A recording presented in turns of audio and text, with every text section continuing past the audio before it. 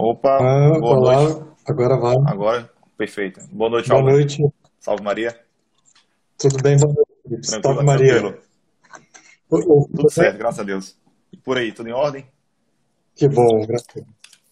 Tudo ótimo. Maravilha. Na correria de Tá certo. sempre. Tive um probleminha técnico antes aqui de colocar o título da live. Eu tive que sair e entrar novamente. Aproveitei para te mandar uma mensagem também no WhatsApp, avisando que estavam ao vivo. Mas Uhum. acredito que agora seja tudo ok. Tanto o áudio também tá bom, acho que tanto o meu como o seu. O título também está colocado. Sim, E as pessoas aos poucos vão entrando aí na live. sim. Perfeitamente. Então, sejam todos bem-vindos. Álvaro, mais uma vez, sejam bem-vindos. Obrigado pela disponibilidade de sempre para conosco aqui do Instituto. Como todos bem sabem, fizemos um ano na segunda-feira, dia 3, e devido a isso, nós nos propusemos a fazer uma sequência de lives. Tivemos a primeira ontem com o nosso diretor espiritual, o Frei Silvio, abordou sobre Laicato e Igreja, inclusive foi o mesmo tema da primeira live do Instituto, lá no dia 3 de agosto de 2019. E hoje, mais uma vez, iremos falar sobre o catolicismo militante, falando sobre o papel do leigo na igreja, fazendo um link também com a própria vida dos jesuítas, né? E amanhã concluiremos a semana de lives Sim. com chave de ouro, falando sobre um dos principais sermões de Padre Antônio Vieira, e falando um pouco sobre o nosso patrono, né? Então, espero que todos aproveitem essa live. Enfim, fique à vontade, Álvaro. E no que eu puder ajudar e contribuir, eu também vou auxiliando. Que bom. Eu agradeço pela participação. Fico muito feliz, em primeiro lugar, por esse primeiro ano do Instituto Padre Antônio Vieira. Então, é sempre uma alegria ver os centros nascendo e perseverando e gerando uma série de contribuições para a igreja no Brasil. E é muito pertinente esse assunto. Eu não sei se... Parece que tem uma forma de colocar o título embaixo. Era isso que você estava tentando, Pois é, Felipe? para mim eu tinha colocado, não sei. Colocar o título embaixo para as pessoas que estão chegando. Pois é. Eu não estou vendo. Engraçado. Eu cheguei a digitar e Mas concluí. para as pessoas que... mas aqui ainda não está aparecendo, porque fica bem fixado Pois embaixo, né? E pelo que eu percebi, mudou essa ferramenta do Instagram. Se não me engano, quando você vai iniciar ao vivo, ele pergunta o título, e você digita e você confirma o título. Eu fiz isso, só que por algum motivo não apareceu esse título aqui. Mas foi como eu disse no vídeo anterior, né? Apareceu e depois sumiu. Eu acho que é para escrever o comentário e depois clica no comentário e fixa. Então vamos ver aqui então. Porque eu vejo comentário fixado, mas é um chute. Ó, viu? Manda um comentário e fixa aqui, ô Davi. Bora ver então.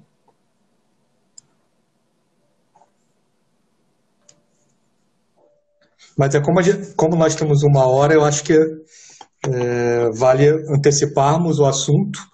Então, a ideia do assunto hoje é discutir um pouco sobre como a ordem jesuíta pode nos inspirar. Perfeito. Pode nos inspirar a atuar enquanto católicos leigos hoje, nos dias de hoje. Então, é um assunto muito importante para nós do São Dom Bosco, então para as pessoas que estão chegando agora, né? Então, começamos todo o processo de construção do São Dom Bosco dentro de um contexto de guerra cultural, da necessidade de organização dos católicos. Existia toda uma teoria que subsidiava as nossas ações.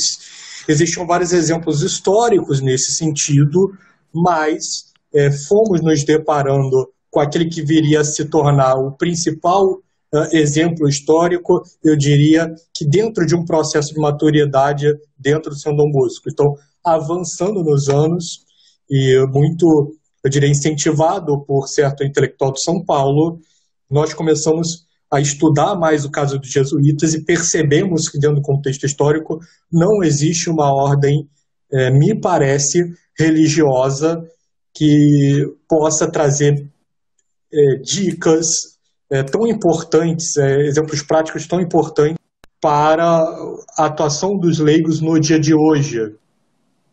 E isso por uma série de motivos. O primeiro motivo que a ordem jesuíta ela é uma ordem criada no início do mundo moderno. Então, antes você tinha lá a ordem, por exemplo, beneditina, que é toda construída para manter o conhecimento antigo, que acaba mantendo o conhecimento antigo e depois do fim da crise das invasões bárbaras também, pegando esse conhecimento retido nos mosteiros e espalhando pelo resto da Europa. Então, como a ordem beneditina ela foi muito importante na virada do mundo antigo para o início da Idade Média, nós percebemos que a ordem jesuíta ela tem uma importância singular no mundo moderno. E a gente vai ver isso por quê. Então, até o ano 1000, 1100, que era uma época que não existiam universidades, o poder ele era muito colocado a partir sempre de uma força armada. E a partir da fundação das universidades, mais ou menos pelo ano 1100, 1200, cada vez mais o componente cultural ganhou força. E mais ainda quando vem a impressão em massa com Gutenberg. E aí aquela guerra que antes era muito militar, ela passa a ter um contexto cultural muito forte.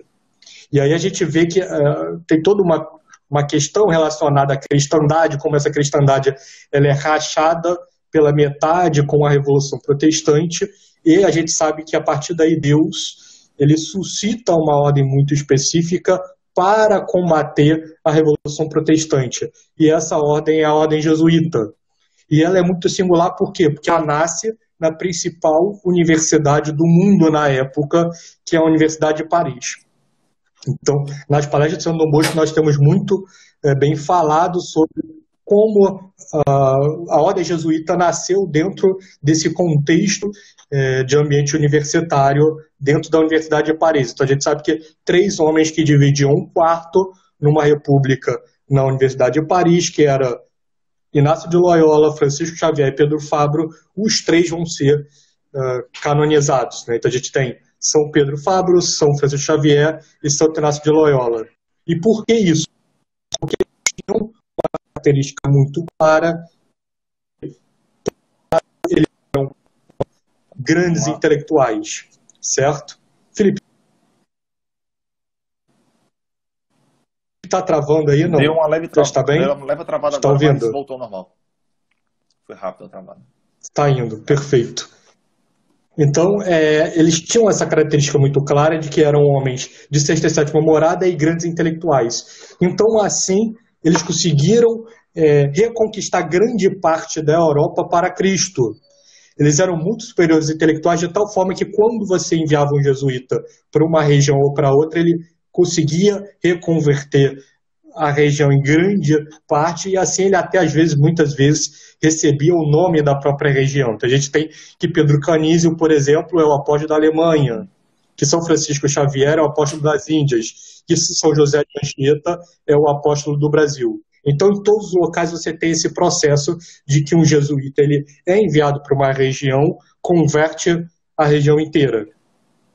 Por isso, porque ele era um homem, pela sua grande sabedoria, sua grande santidade, sua grande formação intelectual, todos os 10 jesuítas iniciais tinham uma formação muito forte e contatos com a Universidade de Paris, e tinha uma vida de santidade muito grande. Então, quando a gente analisa a história dos primeiros jesuítas, a quantidade de milagre que perpassa os passos deles é muito significativo. Então, São Francisco Xavier é um grande taumaturgo, São José de Anchieta também.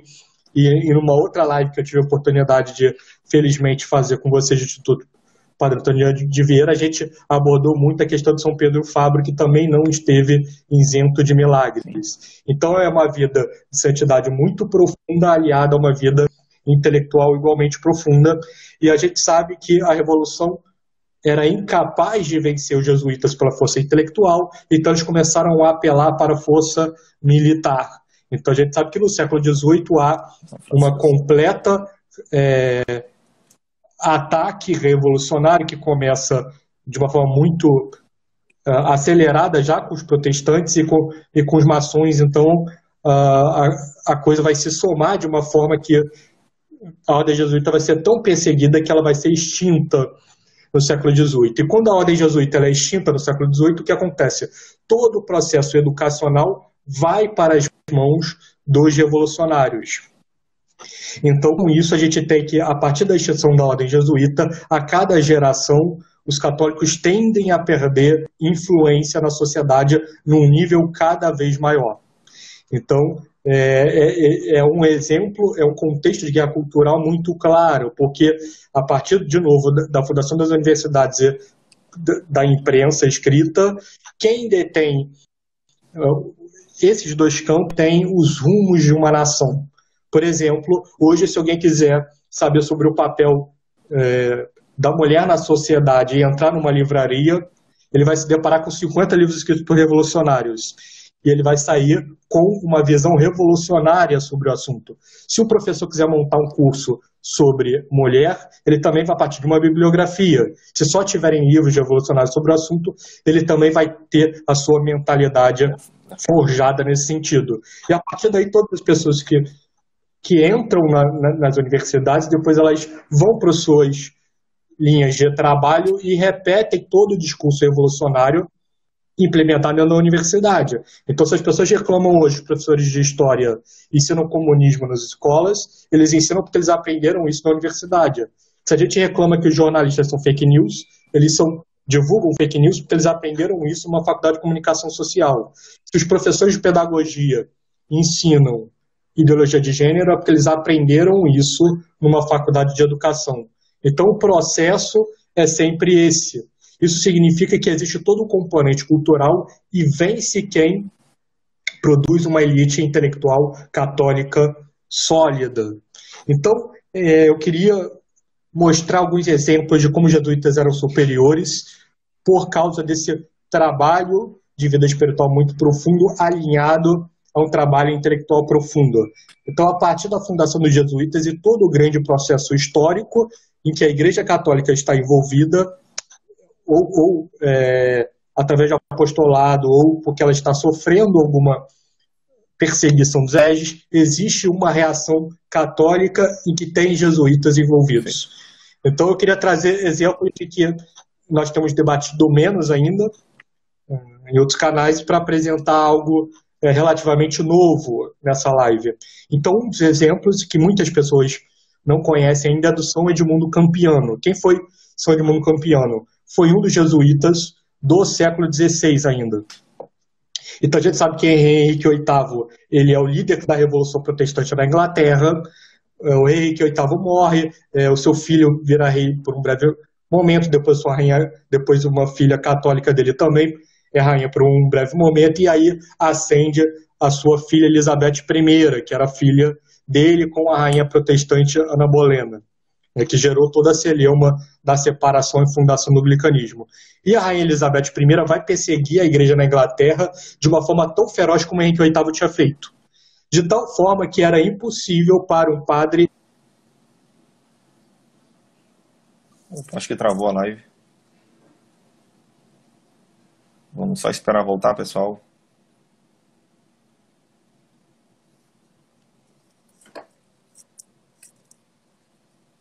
Ô, Paulo, voltou agora. Ouvindo? Ouvindo. Parou exatamente no momento que a perseguição na Inglaterra começa. Então, a perseguição é muito forte na Inglaterra, de tal forma que os sacerdotes ingleses não poderiam exercer o ministério na Grã-Bretanha. E aí, o que os católicos começaram a fazer, um cardeal muito importante, que um homem que viria a se tornar cardeal na Inglaterra, William Allen, vai organizar uma reação católica a partir do continente. Então ele monta um seminário, que primeiro vai se instalar em Galway, para receber seminaristas ingleses, escoceses e irlandeses, formá-los e infiltrá-los na ilha de uma forma clandestina. E aí um desses homens que vai ser treinado no continente e infiltrado na ilha de uma forma clandestina vai atender pelo nome de Padre Edmundo Campiano, que é um jesuíta. Então, o jesuíta formado no continente, quem é infiltrado lá. E aí ele começa a exercer o seu ministério de uma forma secreta, meio que nas catacumbas, em certas casas, tentando ministrar sacramentos, missa, etc. Mas ele saberia que seria questão de tempo que ele fosse preso e executado.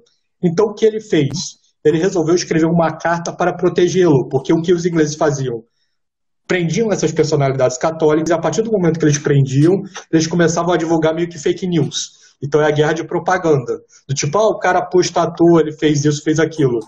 Sim. E aí, para se proteger, o Edmundo Campiano escreveu uma carta dizendo por que ele estava indo até a Inglaterra, porque ele queria a alma das pessoas, etc, etc, que elas se convertessem à fé católica, fator motivador. Em certa altura da carta, ele desafia todos os intelectuais das universidades de Oxford, Cambridge e da elite intelectual da Inglaterra para um debate acerca da verdadeira religião.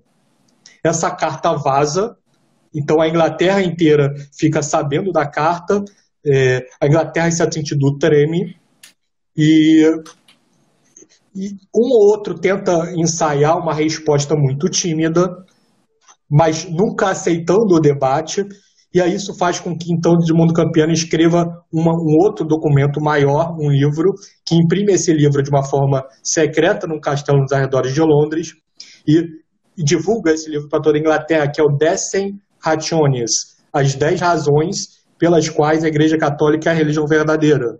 E esse livro é divulgado também para escândalo da Inglaterra protestante, para ânimo das forças católicas de então. E aí, meses depois, Edmundo Campiano é preso, coloca o Edmundo Campiano numa cela tão pequena que ele não conseguia nem se movimentar, então retiravam o Edmundo Campiano da cela apenas para executar sessões de tortura. E aí, quando Edmundo Campiano estava muito debilitado, então a rainha Elizabeth I coloca o Edmundo Campiano para debater com os protestantes. E aí, mesmo quase moribundo, Edmundo Campiano vence os debates.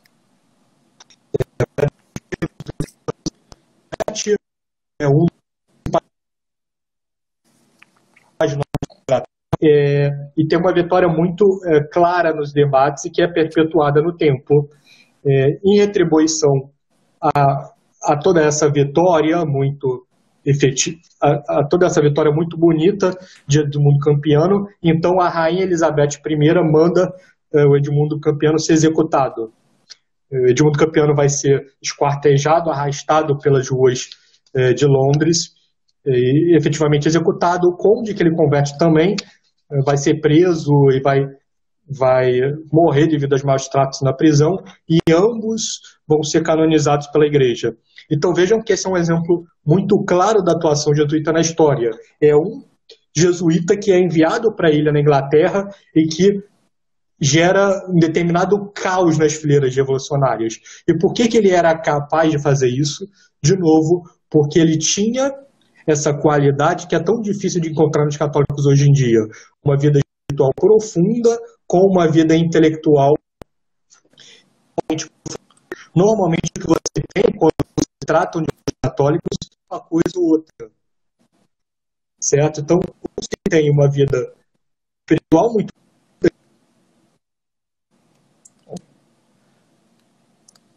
Aura, acho que mais uma vez travou. Acredito. Aura, travou. Oi. Travou rapidamente. Então, deixa eu só abrir a porta aqui, 2 segundos. Tá certo.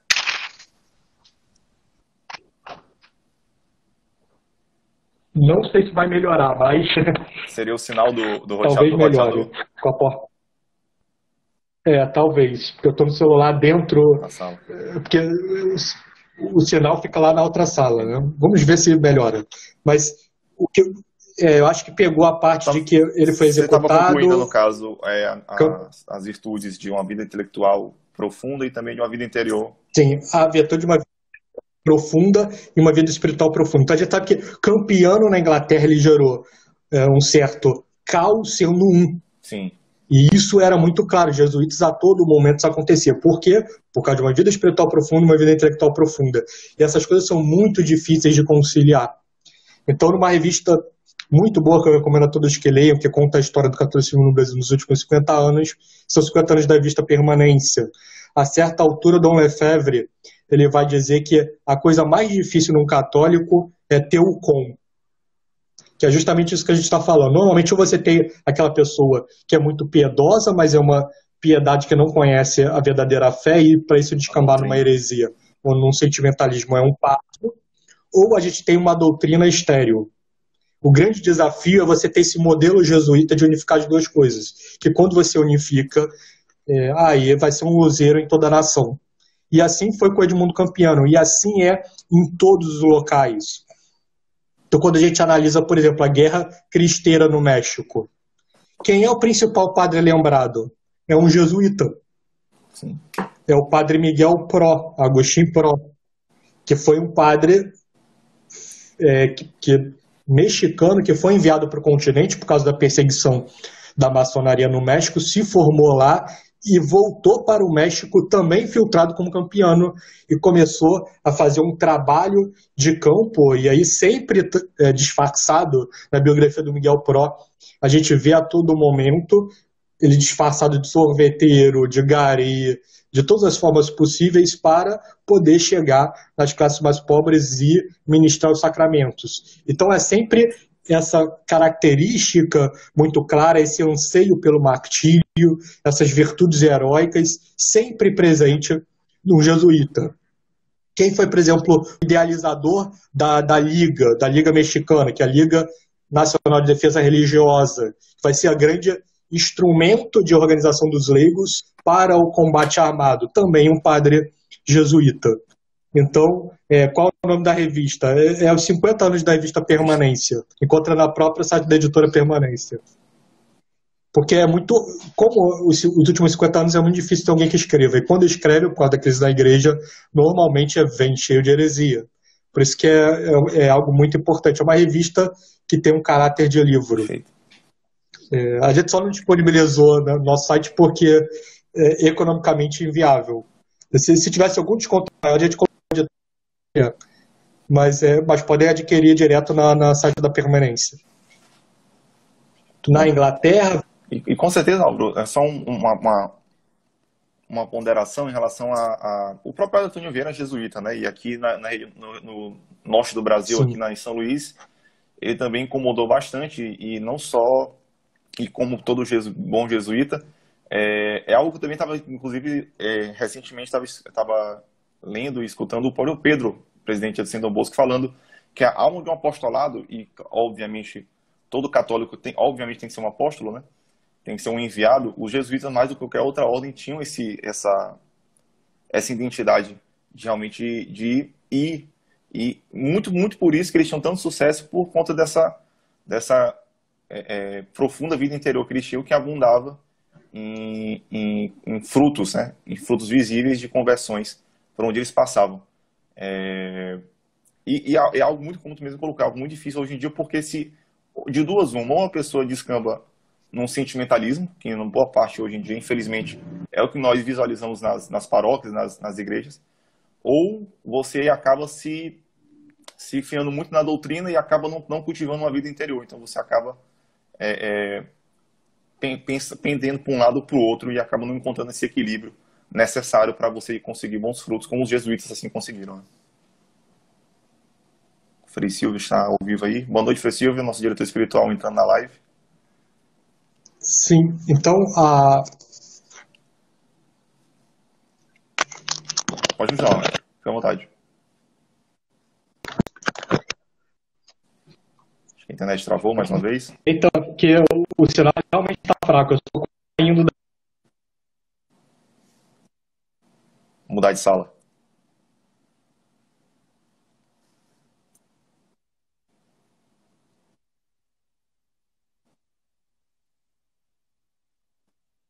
de cultivar as duas coisas, introduzindo a questão do Brasil, como foi muito bem colocado, Felipe, a gente vê isso claramente em todos os passos do Brasil. Então, no Brasil, em certa forma, a todo momento a gente vê o exemplo dos jesuítas muito claro. Então, foi muito bem colocado o quanto o papel importante do padre Antônio Vieira no Nordeste brasileiro. E em todos os momentos, seja na colônia, no Império ou na República, nós vemos a atuação decisiva dos jesuítas. Então, no primeiro instante da colonização, quem são as personalidades que reaçam aos nossos olhos? Dois jesuítas, o São José de Anchieta e Padre Manuel da Nóbrega. E toda uma constelação de jesuítas que vem ao Brasil para ajudar a fundar a nação. Quando a gente entra no Império, a gente tem como grande personalidade católica Dom Vital. E aí, dentro do contexto de Dom Vital, quando há a crise de Dom Vital contra a maçonaria, quem é a classe de homens que vai se erguer para defender Dom Vital? São os jesuítas. Então, Dom Vital, por exemplo, ele escreveu um livro sobre a ordem jesuíta, na prisão. Então, Dom Vital foi preso. A todo momento, os jesuítas escreviam na província de Olinda e Recife sobre em defesa da igreja, em defesa dos direitos da igreja contra a maçonaria, etc, etc. Dom Vital é preso, a maçonaria age para expulsar os jesuítas da província, e aí o que Dom Vital faz quando ele descobre isso?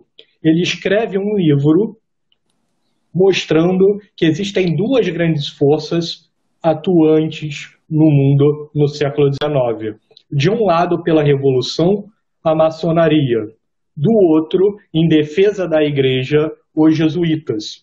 Então, se tornou um livro tão famoso e tão importante na história do Brasil que o próprio São Dom Bosco reeditou.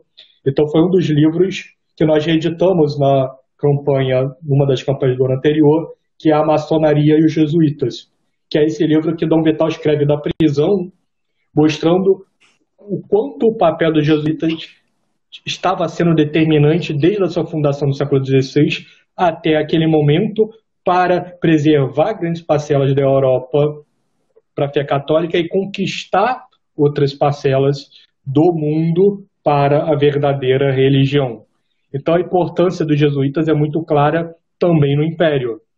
E ela não vai deixar de ser na República.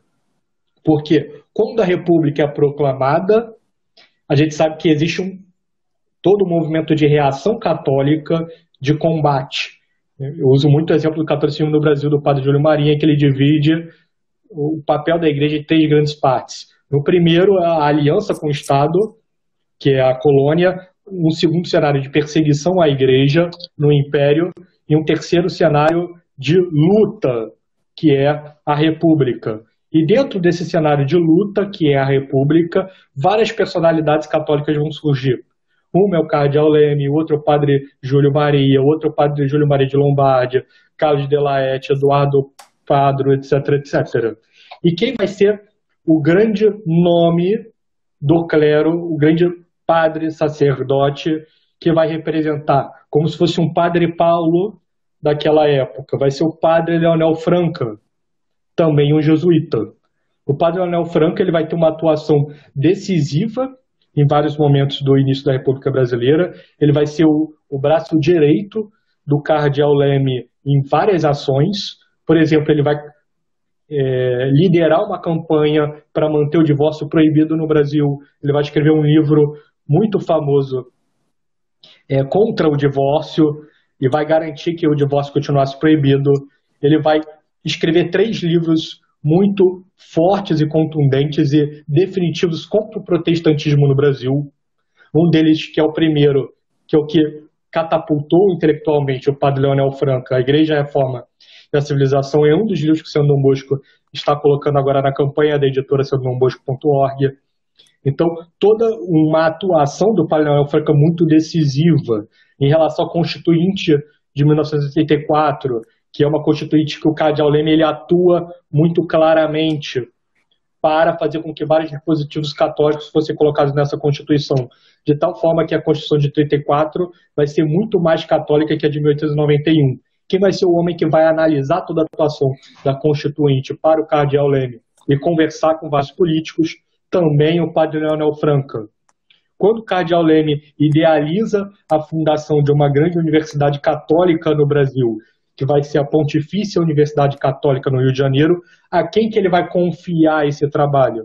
Ao padre Leonel Franca, que vai ser o homem que vai garantir todas as autorizações necessárias para a fundação da Pontifícia Universidade Católica e reconhecimento pelo Estado e reconhecimento por Roma. Então, do Estado ele obtém o título de universidade e de Roma ele obtém o título de pontifícia, e o padre Leonel Franca vai se tornar, então, o primeiro reitor da Pontifícia Universidade Católica do Rio de Janeiro. E se ele é menos conhecido do que certas personalidades como Miguel Pró e o Edmundo Campiano, talvez porque a sua vida tenha se dado num contexto de menor perseguição. mas nem por isso a gente pode dizer que ele foi menor. Pelo contrário, ele era um homem que muitas pessoas relatam em biografias e em outros locais de profunda vida espiritual e uma profunda vida intelectual. Então a gente vê a todo momento na história a atuação de um jesuíta em defesa da fé, para levar a fé. E essa atuação ela é sempre muito marcadamente cultural. Veja o que Edmundo Campiano, quando ele entra na universidade, quando ele entra na Inglaterra, a sua confiança, a sua preparação é tão forte que ele simplesmente desafia uma nação inteira para um debate, o Campion's Challenge, um debate acerca da verdadeira religião. E a gente tem que no Brasil, então, o Padre Manuel Franco ele vai fazer uma extensa obra escrita e fundar uma pontifícia universidade católica. Então a gente vê a importância, a visão que os jesuítas tinham de como era necessário atuar no ambiente intelectual. E tanto era assim que a própria formação do seminarista jesuíta, entre a Faculdade de Filosofia e a Faculdade de Teologia, previa um estágio de 2 anos em um dos colégios jesuítas espalhados pelo mundo. Então a gente tem que, a todo momento, então, os jesuítas fazendo estágios e se preparando para se tornarem professores ainda antes de se tornarem sacerdotes. Então vejam a importância que a ordem jesuíta dava para o sistema de ensino. Sim, sem dúvida. Certo? Felipe, se estiver travando, você me avisa, melhorou por bastante, favor. Álvaro. Não, tava com um pequeno delay antes, agora acho que por algum motivo melhorou. Tá evoluindo bem, tanto o áudio como também o próprio vídeo. Perfeito. Perfeitamente, Álvaro. Nesse caso...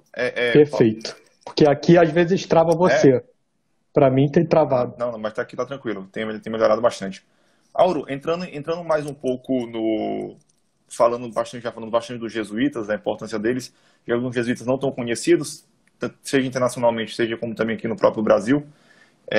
Como nós, enquanto católicos, principalmente nos dias de hoje, nessa dificuldade toda, em meio à pandemia, enfim, nessa tão famosa crise da igreja que a gente tanto fala, se espelhando nesses jesuítas, como é que a gente poderia não só identificar a atuação necessária, mas de fato quais são os remédios que nós católicos poderíamos atuar, implantar no caso, para tentar despertar não só em nós mesmos, mas também nos outros, que eu acredito que esse seja o sentimento de todo o centro, de todo o Instituto Católico, de não só tornar conhecida a fé verdadeira, mas também despertar a fé naqueles que nos assistem, naqueles que nos procuram. Acho que agora o teu áudio travou.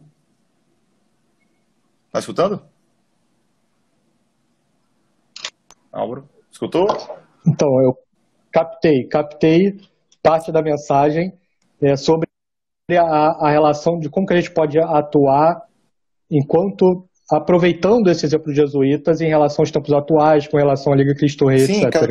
Até mencionaste rapidamente, mencionaste o próprio Cardeal Leme, eu estou inclusive com um livro aqui da própria editora do Centro Dom Bosco, onde ele traz exatamente a ação católica e ele faz uma série de exortações sobre a atuação do leigo frente a, não só ao clero, mas também frente a outros leigos, da necessidade, inspirado, obviamente, nos jesuítas que a gente está tratando aqui.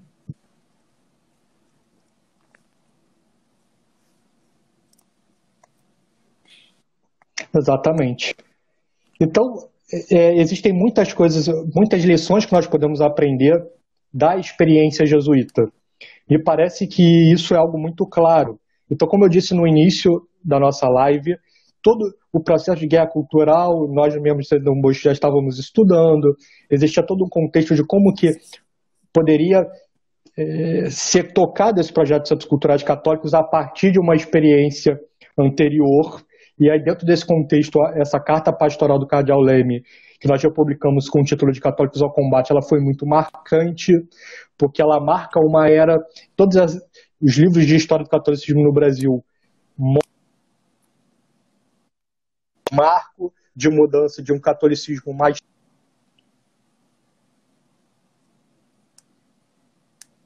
Acho que travou mais uma vez.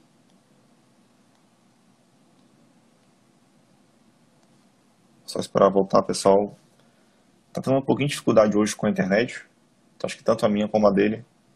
O Paulo, acho que voltou. Felipe. Agora. Acho que agora voltou. Já tá aí, tem pé, inclusive. Vamos ver se destrava menos agora. Sim, tá do lado do roteador. Até mudei de lugar aqui. Mas, então, vamos ver se agora melhora, resolve. Mas a ideia do Cardeal Leme, dessa força da personalidade, é muito importante. Nós vemos isso a todo momento na história, e o Cardeal Leme, esse livro que você acabou de mostrar, Felipe, ele é um marco na história do catolicismo no Brasil, de uma forma muito nítida, porque a partir daí você tem a conversão de Jacques de Figueiredo, a fundação do Centro Dom Vital, e o Centro Dom Vital ele vai se tornar uma referência para os católicos da época, que vai reunir os intelectuais católicos, e vai se tornar uma referência para o Centro Dom Bosco quase 100 anos depois. Porque quando nós queríamos uma resposta católica para isso, nós olhamos para a história e vimos, bom, como é que os leigos trabalharam essa questão de uma reação católica efetiva? E a gente viu que o melhor exemplo a nos inspirar era toda essa aliança do Cardeal Leme com o Santo Dom Vital. Então isso para nós foi de uma força motivacional muito grande. E aí depois disso, nós começamos aí sim a estudar o exemplo dos jesuítas e vimos que os jesuítas se tratam de sacerdotes de uma ordem muito específica, que o Centro Dom Bosco e que a gente entende que a Liga deve se espelhar de uma forma muito singular. E aí, por que isso? Então, de novo, porque a gente sabe que os jesuítas eles conseguiram alinhar de uma forma muito efetiva uma vida espiritual profunda com uma vida intelectual profunda. Então, essa marca é uma marca que a gente deve se esperar. É a ideia de que uma pessoa que consiga atingir esses dois atributos, ele vai provavelmente se tornar um instrumento na mão de Deus para a conversão de grandes parcelas da população. Então, é a ideia de que elites intelectuais organizadas são capazes de direcionar os rumos de uma nação. E essas elites intelectuais, elas então precisam dedicar suas vidas para absorver uma cultura e ser capaz de replicar, ser capaz de inovar, produzindo livros, palestras, se tornando efetivamente professores de colégio, de universidades, ministrando cursos. Então, e tudo isso, eu diria que nós católicos devemos nos espelhar nos jesuítas. Então, e aí particularmente dentro do contexto da Liga Cristo Rei. Então, é um sonho meu, e eu tenho certeza que é um sonho de todos os líderes, que a Liga Cristo Rei consiga se espalhar efetivamente pelo Brasil, organizar essas estruturas de formação de intelectuais e de reunião de intelectuais para, então, difundir uma cultura católica no Brasil e ser instrumento de conversão de muitas pessoas.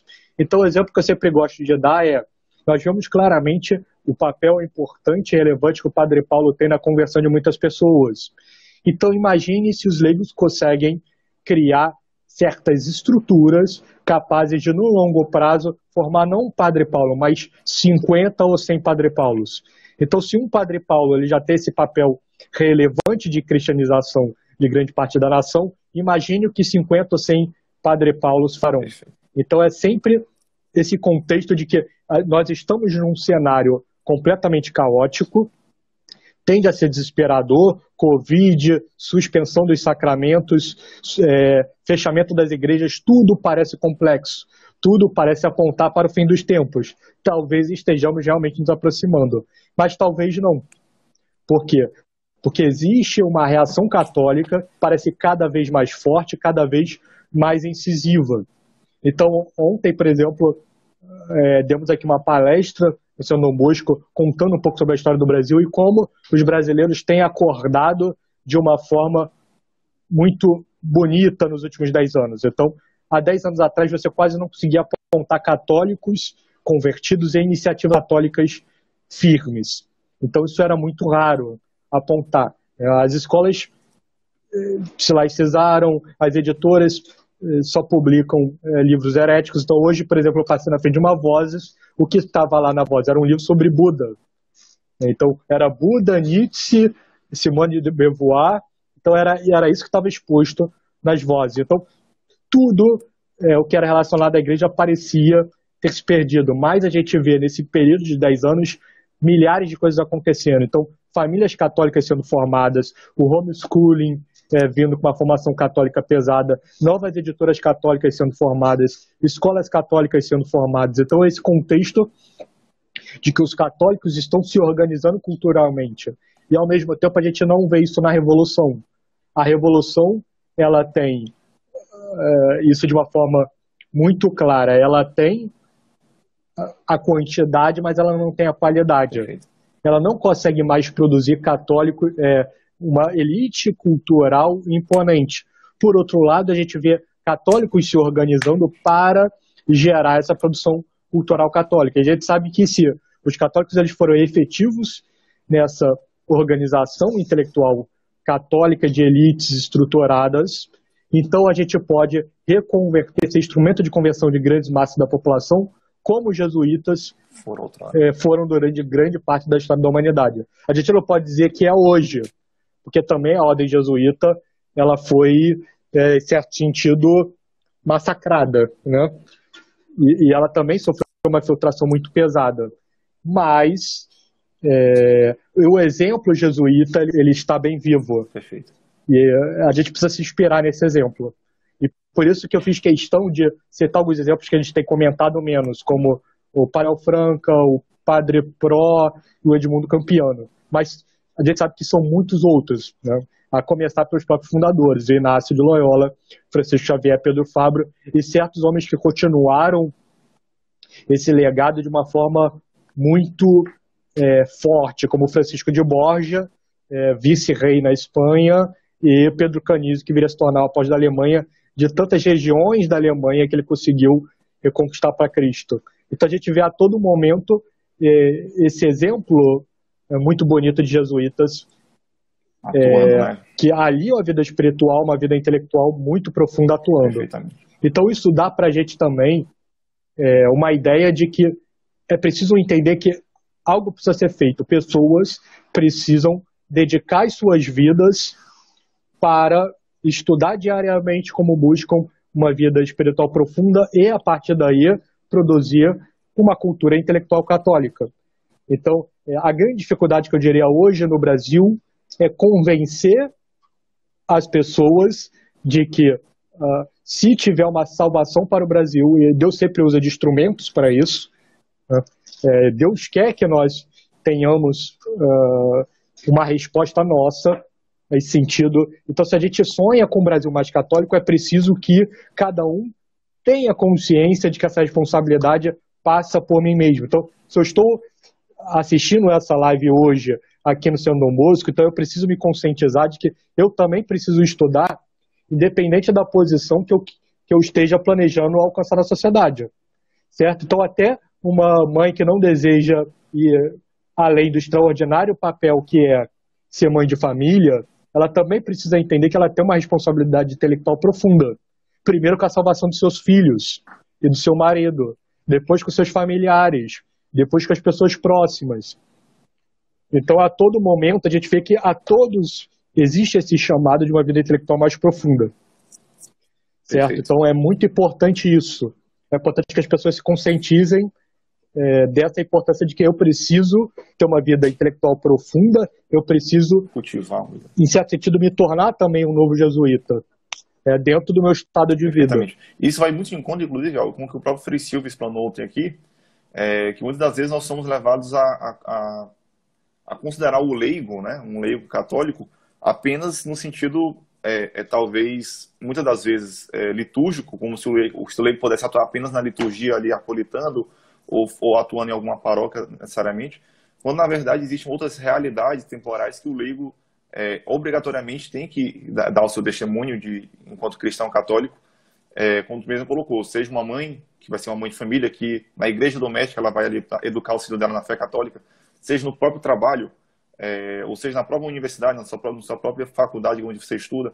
Então todos esses são ambientes, acredito, que o leigo é convidado a testemunhar. E essa dificuldade que estava falando de hoje, do Covid, era algo que eu estava vendo na última live que o Pedro fez, acredito, sobre essa nova normalidade. Ele indignado falando que, claro, nós usamos hoje esses meios de internet, né, rede social, lives, uma vez nós estávamos proibidos até o tempo atrás de se reunir fisicamente, presencialmente. sendo que, na verdade, nada se sustenta através apenas da internet, né? Se você não tem um apostolado, vamos assim dizer, físico, que realmente você vá até as pessoas, que você realmente toque nas pessoas, que realmente você tenha um contato olho a olho, é muito difícil sustentar no médio e longo prazo um suposto apostolado, né?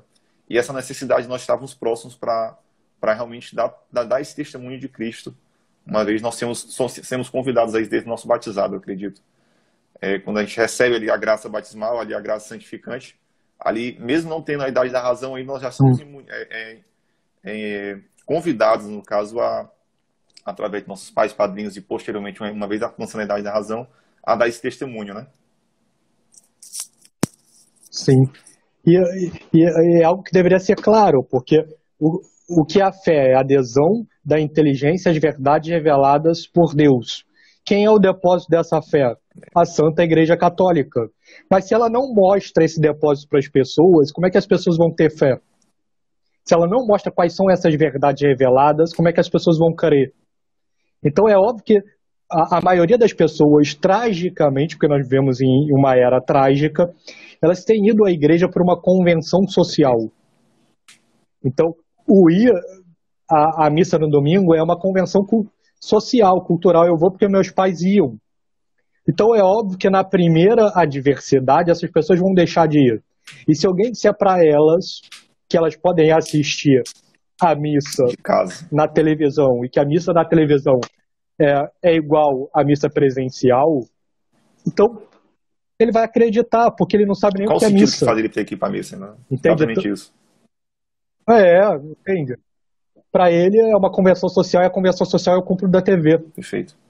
Então, é trágico, é muito trágico, mas em toda essa tragédia do mundo moderno, a gente tem que tentar olhar com certo sobrenatural e, em certo sentido, também a gente vê pontos positivos, porque, em certo sentido, é como se a igreja fake estivesse morrendo. Sim. Porque as pessoas que têm estudado, que têm buscado entender o que é a igreja, e esses grupos mais tradicionais que têm surgido, esses têm perseverado como rocha. Então, todos os locais você vê grupos tradicionais crescendo e esses grupos menos tradicionais meio que minguando.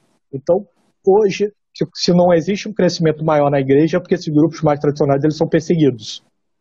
Então, a perseguição ele inibe muito do crescimento. Sim. Mas realmente uma tragédia. E você muito bem citou, de novo citando a aula, porque está fresco ainda a matéria na cabeça, a aula de ontem. Justamente, eu encerrei a aula com uma passagem do Dona Cleto Gonzalez Flores falando sobre isso. Em que ele falou, olha, até quando nós vamos ser esses católicos tíbios de missa aos domingos? Daquelas pessoas que têm um pouco compromisso com a fé, que muitas vezes ama mais o seu trabalho, a comunidade e busca mais o canudo do que Deus ser amado na sociedade. Então nós precisamos inverter isso, a gente precisa ordenar as coisas de uma forma correta. Primeiramente, o primeiro mandamento, amar a Deus sobre todas as coisas. E amar a Deus sobre todas as coisas significa, em certo sentido, que todo católico é um apóstolo. Porque ele ama tanto a Deus que ele quer a sua salvação e quer a salvação do próximo. Então ele, em certo sentido, ele é um apóstolo, ele precisa estudar, absorver o conhecimento para compartilhar aquelas verdades que ele aprendeu, que ele tanto ama. Então é preciso que a gente desenvolva uma vida de estudos muito profunda para conseguir ser esse intelectual pujante, como é o Padre Paulo no dia de hoje, como foi o Padre Leonel Franca 100 anos atrás e tantos outros católicos. Então vejam o quanto é importante que as pessoas que estão nos assistindo aqui procurem estudar biografias relacionadas aos jesuítas. Não é à toa que o senhor Dom Bosco, a partir do momento que ele tomou consciência da gravidade do que é entender o exemplo jesuíta, a primeira coisa que a gente fez foi uma campanha editorial sobre jesuítas.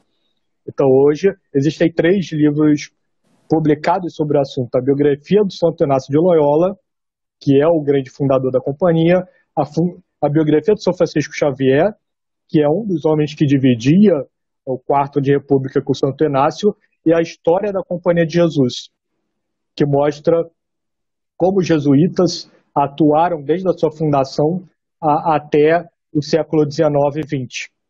Então é muito importante que as pessoas busquem essa história, que a todo momento a gente vai ter muito úteis para aplicar nos dias atuais. E uma dessas lições, por exemplo, trazendo a questão para o Covid, é como os jesuítas tratavam toda a questão da pandemia, porque pandemia não é algo novo. Sim.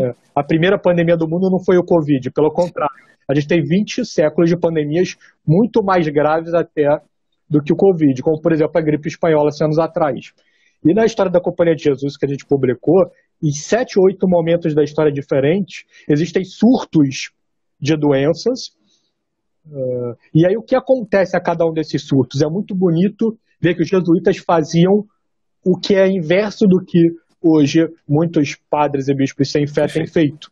Se hoje alguns padres e bispos fecham as igrejas, naquela época que os jesuítas faziam, iam ao encontro dos doentes. Então as igrejas viravam enfermarias, os padres confessavam enfermos. Então era de um heroísmo muito bonito. Por quê? Porque eles entendiam que existia um primado espiritual. É óbvio que a gente tem que sempre alinhar toda a questão espiritual com as descobertas científicas. Se a gente sabe os meios de transmissão, o que a gente precisa fazer? Manter os sacramentos com as devidas, certo? Então, por exemplo, a gente não pode interromper a confissão, certo? Então, se a gente não pode interromper a confissão, como é que a gente pode fazer uma confissão no contexto de pandemia? Talvez restaurando os confessionários. Porque o próprio confessionário vai ser uma barreira ali material entre o sacerdote e a pessoa que está confessando. A gente pode utilizar álcool em gel nas estruturas a cada confissão, etc. Mas você não pode manter um fiel em pecado mortal no texto de pegar Covid. Né? Então isso não pode ser feito. Então a gente vê ali a todo momento na história dos jesuítas exemplo de como que um leigo pode atuar hoje, porque são princípios que a gente extrai, porque eram homens que conseguiam ordenar a sua vida de uma forma muito efetiva. Primeiro as coisas espirituais, primeiro a cidade de Deus, depois as coisas materiais ainda assim ordenados para a contemplação, ordenados para instaurar no homem aquelas virtudes necessárias para a contemplação, para uma vida na graça, para que depois dessa vida na graça a gente consiga então obter a visão beatífica como a vida na glória na próxima vida. Então é muito importante todas essas considerações. Perfeito. Certo? Inclusive, então, ainda hoje, desta crise. Inclusive, é curioso, falando sobre o Covid rapidamente, nos dias atuais, com a retomada de algumas atividades da igreja, né, com a própria Santa Missa e alguns sacramentos que voltaram a ser ministrados, você olha e você realmente repara que era mesmo necessário ter parado isso, porque você vê coisas simples serem tomadas e você fica se questionando se 4, 3 meses sem aquela atividade realmente foi a decisão correta a ser tomada, uma vez que acho que rápidas forças-tarefas poderiam resolver o que eles falavam que era uma grande dificuldade, que era um grande risco, como tu mesmo colocou. Como deixar os fiéis sem o próprio sacramento da confissão, durante 3, 4 meses, tem acesso ao sacramento da confissão em pecado mortal, sujeito a uma pandemia, sujeito a um vírus, e não se preocupar com isso, podendo adotar qualquer outro tipo de ferramenta, qualquer outro tipo de forma mais segura, vamos assim dizer. O próprio uso da máscara já é imposto, o próprio uso do álcool gel também, que são coisas simples que você vê hoje em dia sendo adotados e você se questiona, será até que ponto, de fato, foi por conta desse vírus que se interrompeu isso, né? Então, as Santa Missa, você vê o distanciamento entre um banco para o outro, é perfeitamente possível você conviver com essa realidade tendo a sua vida espiritual em pleno andamento, vamos assim dizer. E você bate uma certa revolta porque você se questiona até que ponto, de fato, foi necessário e foi efetivo esse fechamento das igrejas atualmente, e você fica impossibilitado. E claro, e você também, a gente não pode também incorrer no erro de fazer campanhas de retomada de tudo isso, ser aqueles cruzados de Facebook, né?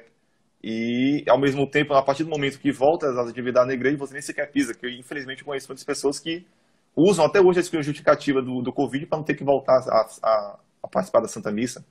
Então, existe também esse equilíbrio que tem que ser buscado, eu acredito, principalmente hoje, no jovem católico de hoje, de, claro, ter prudência em exigir que tenha essa retomada, mas, ao mesmo tempo, oferecer meios e formas de você realmente ter acesso a esses sacramentos de forma segura, né? Sem que você seja encarado. Realmente eu concordo. Assim, não há justificativa para interromper os sacramentos. O Pedro, em uma live, ele foi muito assertivo nisso, principalmente porque os sacramentos... Porque qual é a ideia da suspensão das atividades? A ideia alegada é suspender as aglomerações. Ora, mas com exceção da Santa Missa, todos os demais sacramentos não implicam em aglomerações. Certo? Então, por exemplo, para a confissão você só precisa de 2 pessoas. É o sacerdote e a pessoa que está confessando. Que aglomeração é essa? E existem formas de você resolver mesmo a questão da missa de uma forma católica. Se está tendo aglomeração, como é que você faz de uma forma católica? Aumenta a quantidade de missas por dia. Sim. Então, se você tem 100 pessoas para 10 missas, vão ser 10 pessoas por missa. Onde que está a aglomeração? Sim.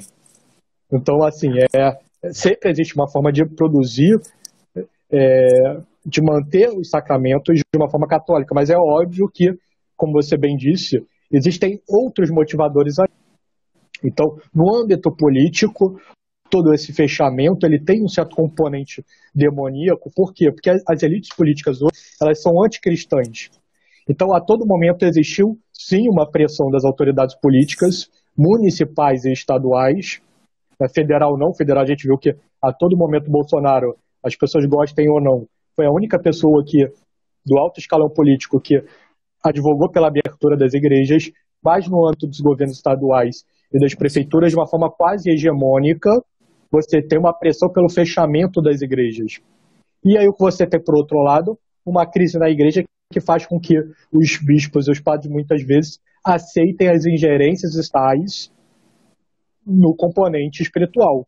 Em algumas dioceses que a fé ela se extinguiu de uma forma ainda mais forte, você tem a tragédia de que a iniciativa do lockdown vem do próprio bispo. Terrível. Então é um cenário de crise que a gente vê que é terrível. Né? É terrível e triste, mas não é porque ela é terrível e triste que ele tem que fechar os olhos para a realidade. Não, essa é uma realidade. Ficar paralisado, né? Assim, na verdade, e a gente precisa se é mais um motivo para nos convocar a, de fato, a se mobilizar, né? E não só estudar e não só rezar, mas também a se colocar à disposição não só do instituto, do meio que você vive, do apostolado que você tem, do movimento que você participa, para realmente procurar oferecer meios de tornar, voltar à normalidade o quanto antes, né? Álvaro, a gente tem só 15 segundos restantes.